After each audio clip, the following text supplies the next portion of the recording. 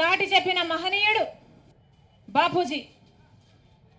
అందుకే Bapuji father of the nation. మనకే కాదు, ఇతర దేశాలకు, ప్రపంచం మొత్తంలో ఒక ఇన్స్పిరేషన్గా నిలిచాడు మహాత్మా గాంధీ గారు.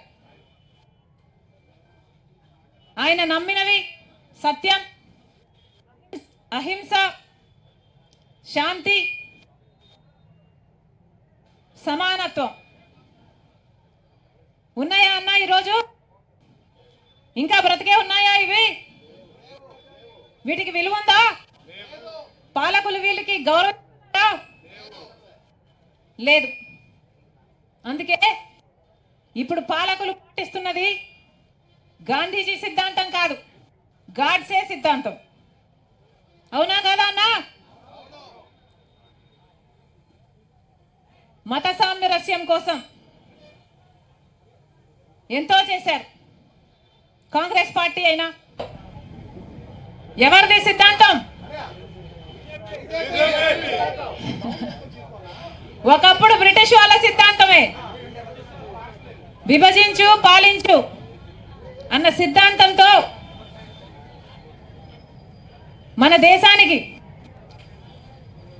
చెరబట్టిన బ్రిటిష్ వాళ్ళ పాలన నుండి మనకు స్వాతంత్రం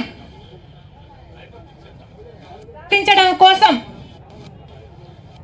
మహాత్మా గాంధీ గారు ఆ రోజు హింస బాట ఎంచుకోకుండా అహింసావాదిగా పోరాటం చేశారు, స్వాతంత్రం సాధించుకొచ్చారు. మత సామరస్యానికి చిచ్చు పెట్టేలా ఇప్పుడు మతం పేరుతో, కులం పేరుతో విభజించు పాలించు అన్న రీతిలో సాగుతుంది బీజేపీ పాలన. మన దేశంలో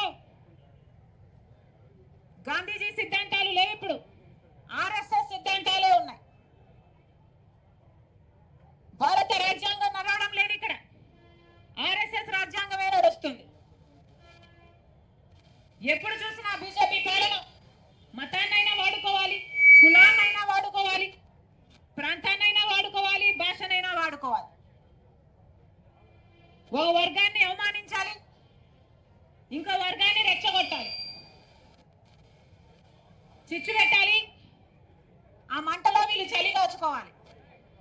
ఇదే బీజేపీ చేసిన రాజకీయం. కానీ ఇది కాదు గాంధీజీ ఐడియాలజీ.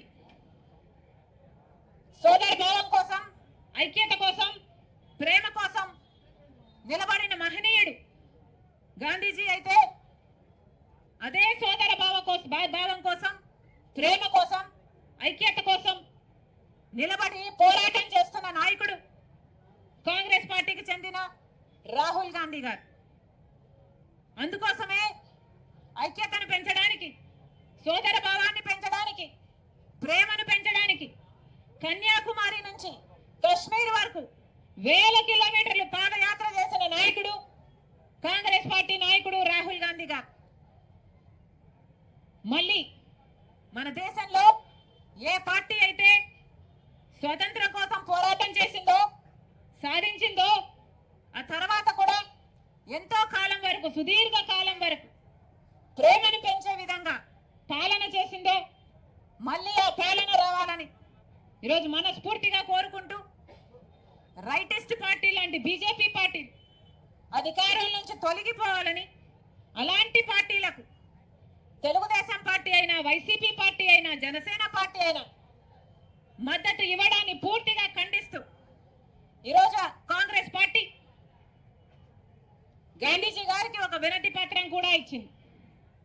మళ్ళీ మన దేశం బాగుపడాలి, మన రాష్ట్రం బాగుపడాలి. కాంగ్రెస్ పార్టీ సెక్యులర్ పార్టీ, మన కాన్స్టిట్యూషన్ లౌకికవాదాన్ని కాపాడే పార్టీ కాబట్టి ఈ పార్టీ పరిపాలన చేయాలని గాంధీ గారికి ఈరోజు వినతి పత్రం కూడా ఇవ్వడం జరిగింది. సుప్రీంకోర్టు స్పష్టంగా రాష్ట్ర ప్రభుత్వం పద్ధతి బాగలేదు అన్నట్టు సుప్రీంకోర్టు 3ను చూస్తే కేంద్రం తరపు నుంచి ఒక దర్యాప్తు జరగాలి అన్న విధంగా ఉంది. దీన్ని కాంగ్రెస్ పార్టీ స్వాగతిస్తుంది. మేము మొదటి నుంచి అసలు సిబిఐ ఎంక్వైరీ కావాలి అని అడిగిందే మేము కాంగ్రెస్ పార్టీ. సిబిఐ ఎంక్వైరీ దీంట్లో జరగాలి అని మేము కేంద్ర ప్రభుత్వానికి లేఖ రాశాం. ఆ తర్వాత గవర్నర్ గారిని కూడా కలిసాం.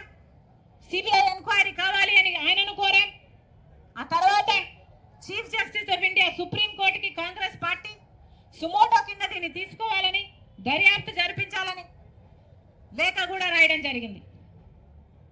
ఈరోజు ఇవన్నీ పరిగణలోకి తీసుకొని సుప్రీంకోర్టు ఈరోజు అనుకూలంగా చంద్రబాబు గారి సిట్టు మీద నమ్మకం లేదు, దర్యాప్తు కేంద్ర స్థాయిలో జరగాలి అన్న రీతిలో సుప్రీంకోర్టు స్పందిస్తుంది అని ఆశిస్తూ మళ్ళీ ఒకసారి గుర్తు చేస్తున్నాం. మేము కూడా ఇది వరకు ఈ మతాన్ని రాజకీయాలకు వాడొద్దండి అని సుప్రీంకోర్టు ఈ రోజు చెప్పిన మాటే మేము గత కొన్ని రోజులుగా చెప్పుకుంటూ వచ్చాం. చంద్రబాబు గారేమో లడ్డూని అడ్డం పెట్టుకొని శాంతి పూజలు చేస్తున్నారు. పవన్ కళ్యాణ్ గారేమో ప్రాయశ్చిత దీక్షలు అంటున్నారు. జగన్మోహన్ రెడ్డి గారేమో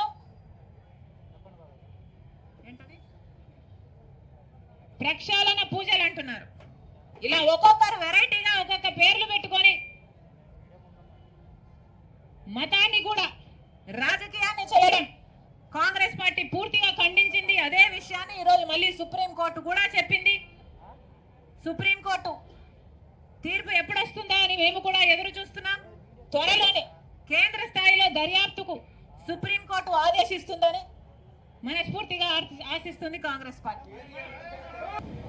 ఎవరిది సిద్ధాంతం? ఒకప్పుడు బ్రిటిష్ వాళ్ళ సిద్ధాంతమే, విభజించు పాలించు అన్న సిద్ధాంతంతో మన దేశానికి చెరబట్టిన బ్రిటిష్ వాళ్ళ పాలన నుండి మనకు స్వాతంత్రం కోసం మహాత్మా గాంధీ గారు ఆ రోజు హింస బాట ఎంచుకోకుండా అహింసావాదిగా పోరాటం చేశారు, స్వాతంత్రం సాధించుకొచ్చారు. ఈరోజు స్టీల్ ప్లాంట్ లో జరుగుతున్న అన్యాయం ఈ రోజు మొదలైంది కాదు. స్టీల్ ప్లాంట్ కు కాంగ్రెస్ పార్టీ రావడానికి కారణం, ఆ ప్లాంట్ నిలబడడానికి కాంగ్రెస్ పార్టీ కారణం. ఒకప్పుడు కాంగ్రెస్ పార్టీ హయాంలో, రాజశేఖర రెడ్డి గారి హయాంలో 7 మిలియన్ టన్స్ ఉత్పత్తి జరుగుతుంటే ఈరోజు కేవలం 1 మిలియన్ టన్ మాత్రమే ఉత్పత్తి జరుగుతుంది అంటే ఏ స్థాయికి దిగజార్చారో అర్థమవుతుంది. మేము పోరాటం చేస్తున్నాం. ఆ కార్మికుల కోసం అయితేనేమి, స్టీల్ ప్లాంట్ కోసం అయితేనేమి కాంగ్రెస్ పార్టీ నిలబడి ఉంది. దీని తర్వాత అక్కడికి వెళ్తున్నాం. మీడియా వాళ్ళని కూడా అక్కడికి రావాలని కోరుతున్నాం.